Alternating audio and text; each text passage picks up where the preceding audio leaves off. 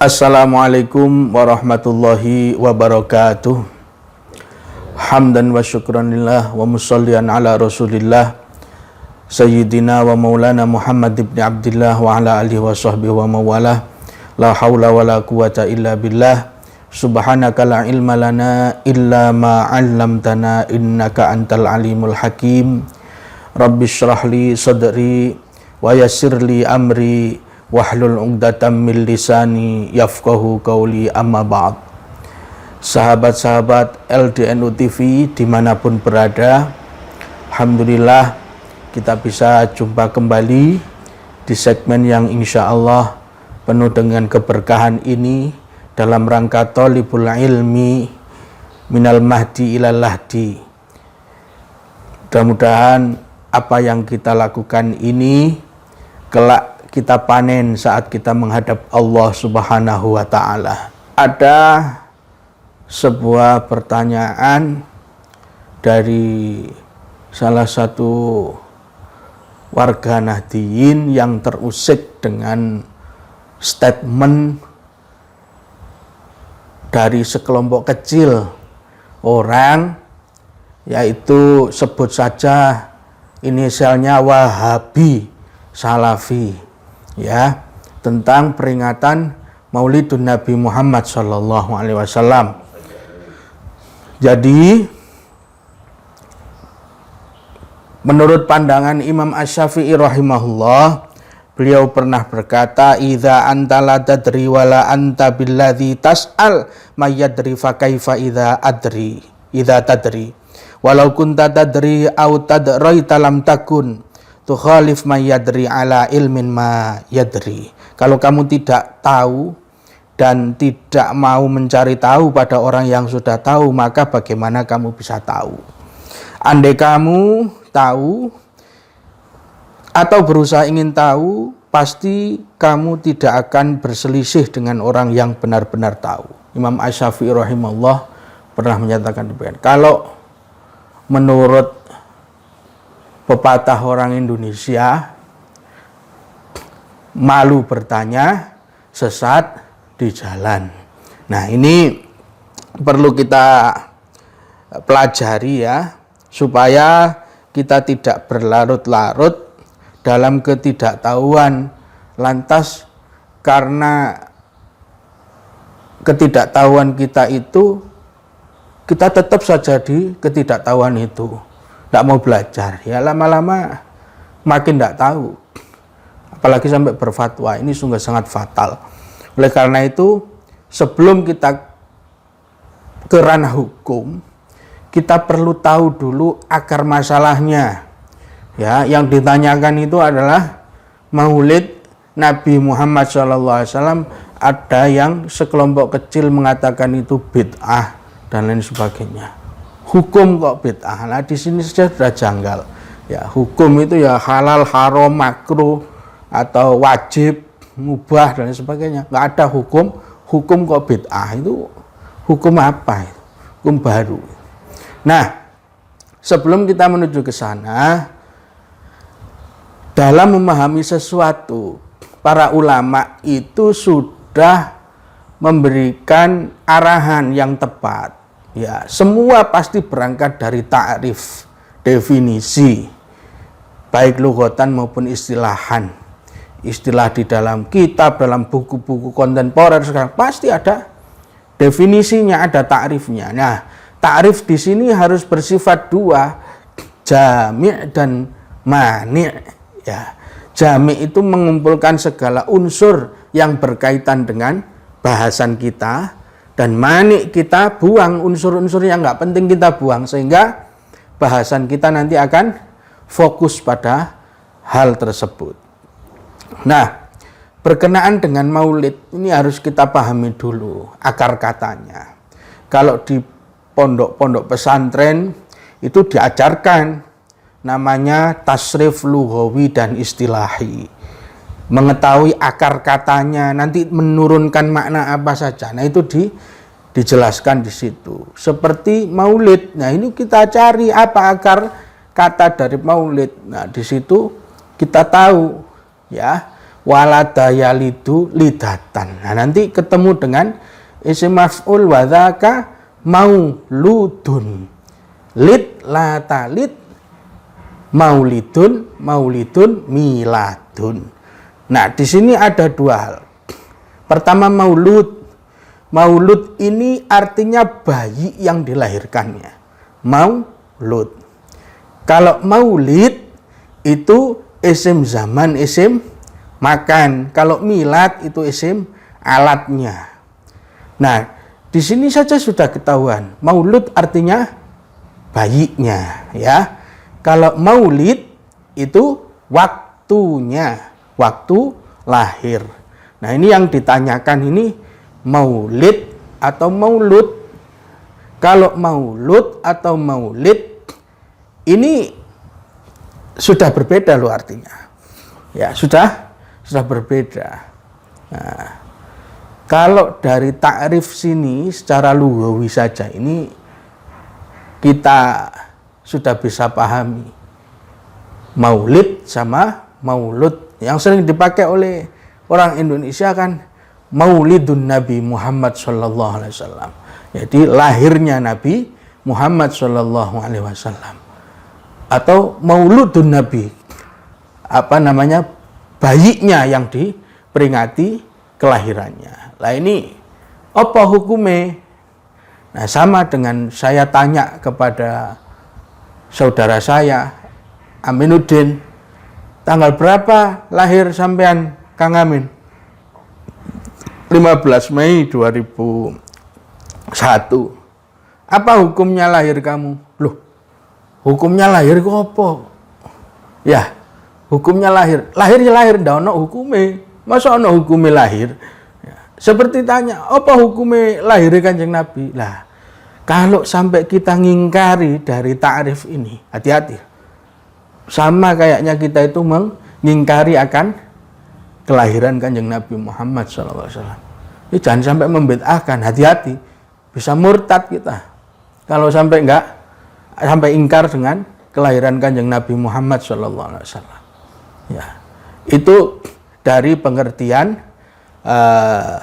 Maulidun Nabi Muhammad SAW. Jadi yang diperingati itu adalah lahirnya Nabi Muhammad SAW. Nah, kalau sekarang pertanyaannya peringatan Maulid Nabi, ya itu berarti memperingati hari lahirnya Nabi Muhammad SAW. Nah, ditanya hukumnya apa? Hukumnya lahirnya Nabi Muhammad, ya itu tadi, tidak ada hukumnya. Hukumnya lahir, ya lahir saja, tidak ada hukumnya, ya. Ono kasih ngisok ngukumi. Karena apa? Waktu dan benda ini tidak akan menurunkan hukum kecuali dia melekat pada perbuatan, gitu ya. Jadi waktu terus benda kayak HP. Apa hukumnya HP? Yo, ndak ono hukumnya HP. HP tak pakai untuk belajar Al-Quran, ngaji, ya. Jadi dapat pahala. Apa hukumnya? Apa hukumnya baju? Baju ya baju, tidak ada hukumnya. Kalau baju ini saya pakai untuk ngaji, nutup aurat, untuk ke masjid, nah ini baru ada hukumnya jadi sunnah, ya. Jadi wajib untuk nutup aurat dan lain sebagainya. Ini benda atau waktu juga tidak ada hukumnya kecuali dia nanti melekat pada sebuah perbuatan baru ada hukumnya. Nah, ini berkenaan dengan bendanya, ya. Maulud itu bendanya dan maulid itu waktunya. Nah, jangankan kita sahabat-sahabat semuanya dirahmati oleh Allah, Nabiullah Isa alaihi salam yang hidup 600 tahun sebelum diutusnya Nabi Muhammad sallallahu alaihi wasallam itu sudah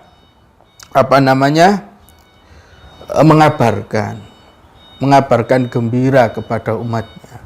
Suatu Nabi Isa itu terkenal orang yang lembut, yang baik, akhlak budi pekertinya. Beliau itu orangnya sangat kasih sayang kepada makhluk, kepada binatang, kepada umatnya, sangat kasih sayang. Terus memiliki mukjizat yang luar biasa. Orang mati disentuh bisa hidup. Itu Nabi Isa alaihissalam. Jadi tidak heran kalau umatnya itu menganggapnya dia itu seorang nabi terakhir pada waktu itu ya. Nabi terakhir pada waktu itu. Nah, suatu ketika beliau itu berjalan-jalan di lorong sebuah kota dan menemukan di situ ada aliran anak sungai, terdapat di situ bangkai binatang. Bangkai binatang itu sangat menyengat baunya, busuk sekali. Semua murid-murid yang berjalan dengan Nabi Isa itu pada mencibir, mencela itu bangkai binatang. Baunya, joroknya, dan lain sebagainya. Namun, apa yang dikatakan oleh Nabi Isa alaihissalam? Subhanallah, bagusnya giginya. Berarti binatang ini pandai sekali merawat giginya. Ya, dia udah bangkai tapi giginya masih bagus, putih itu ya. Kita yang masih hidup menteger, denger gini kadang males gosok gigi. Nah, ini binatang zaman Nabi Isa, dia melihat sesuatu itu dari sisi baiknya, lembut, subhanallah. Muridnya pada heran, semuanya mencela kok dia sendiri yang memuji. Ada sisi baiknya. Lantas tanya itu muridnya, wahai Nabi Isa, kenapa engkau bilang begitu? Itu kan bangkai yang kotor, jorok. Wahai murid-muridku, kata Nabi Isa alaihissalam, seseorang itu akan mengeluarkan apa yang ada dalam pikirannya. Kalau pikirannya baik, yang diucapkan pun akan baik.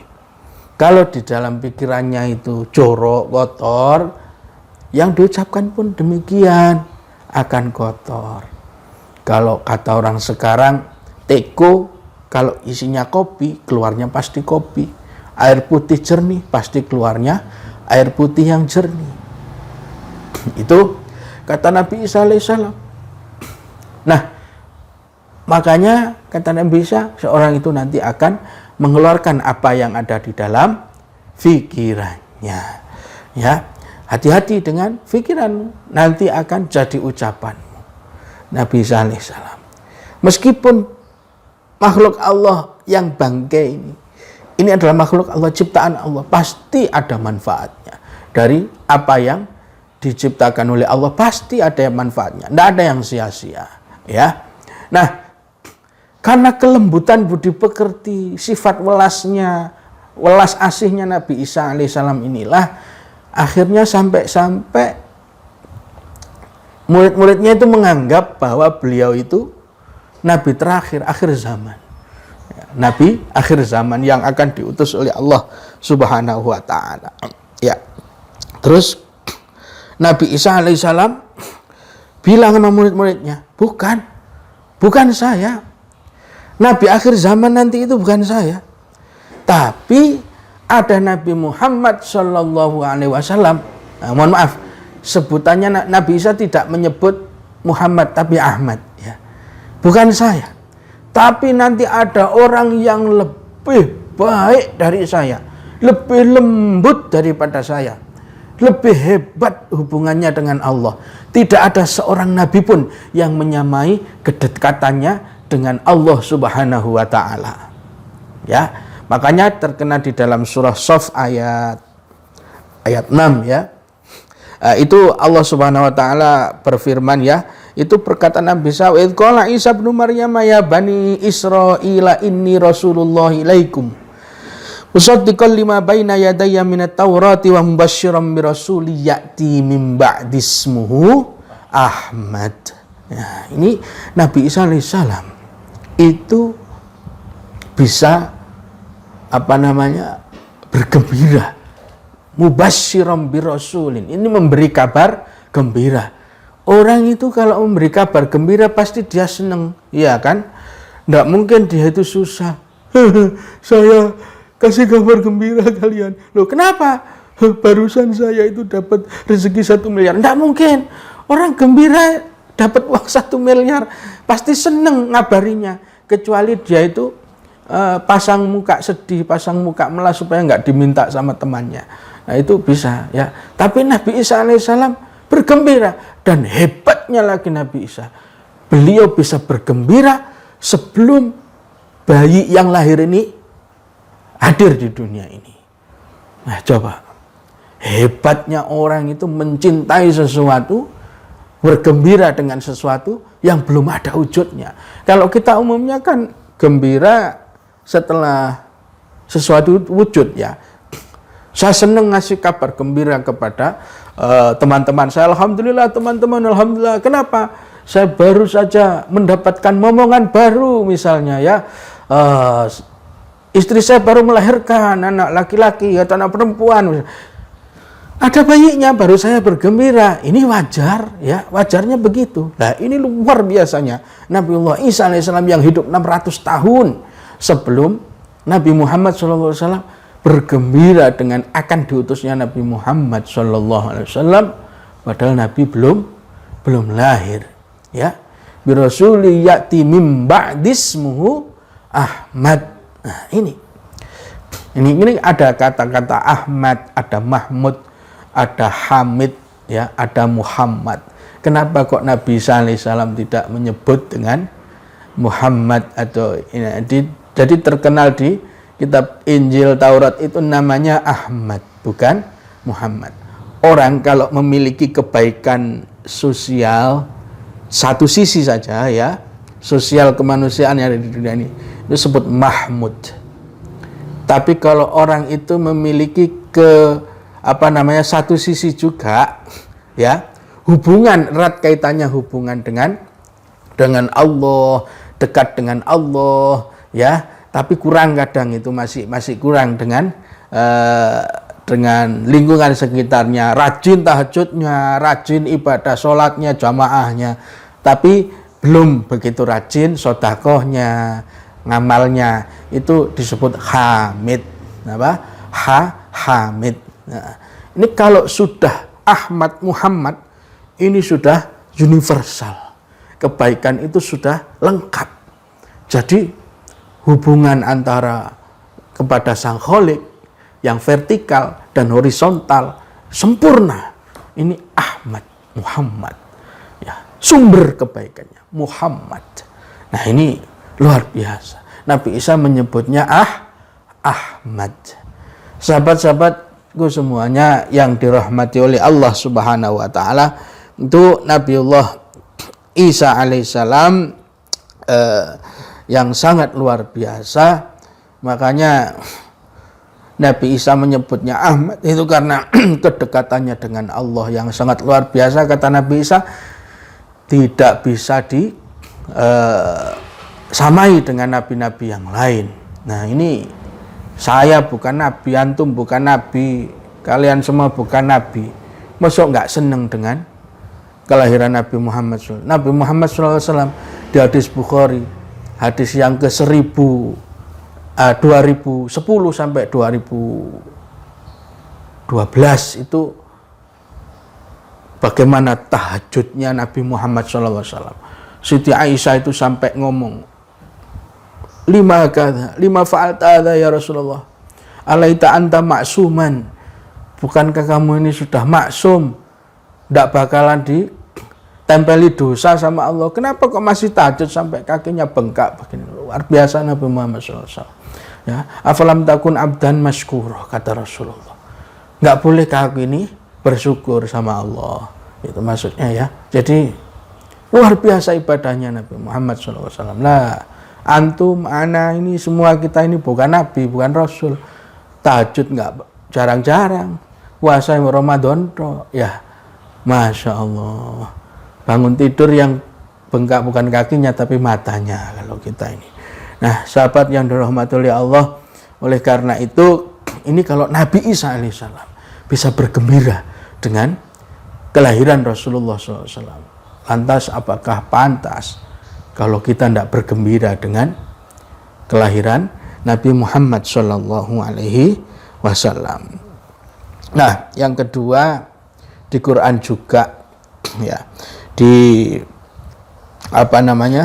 Al-Baqarah ya 129, ketika Nabi Ibrahim dan Ismail itu selesai meninggikan bangunan Ka'bah itu, lantas beliau itu juga berdoa ya. Di antara doanya, Rabbana wa ba'ats fihim rasulay yatslu alaihim ayatika wa yu'allimuhumul kitaba wal hikmata wa yuzakkihim innaka antal azizul hakim. Nah, Nabi Ibrahim alaihissalam jaraknya ke Nabiullah Musa itu dikatakan oleh Ibnu Abbas itu sekitar 1500 tahun. Nah, jaraknya Nabi Musa ke Nabi Isa itu 1000 tahun. Nah, ini kan bisa di total ya ada sekitar 3000-an tahun ya jaraknya dengan Nabi Muhammad SAW. Lah, ini Nabi Ibrahim alaihissalam juga sudah ngabarkan gembira kepada Nabi Ismail bahwa nanti di sini akan diutus ya. Dia berdoa kepada Allah akan diutus seorang Rasul yang lahir di sekitaran Ka'bah. Nah, ini sudah diteliti sama ulama, tidak ada seorang pun Nabi yang lahir di sekitaran Ka'bah. Hanya Nabi Muhammad SAW. Nah, ini Nabiullah Ibrahim alaihi salam. Dan juga di surah Yunus ayat 58. Qul bifadlillahi wa birahmatihi fabidzalika falyafrahu wa khairun mimma yajma'un. Ya. Ibnu Abbas menafsiri kalimat bifadlillahi wa birahmatihi.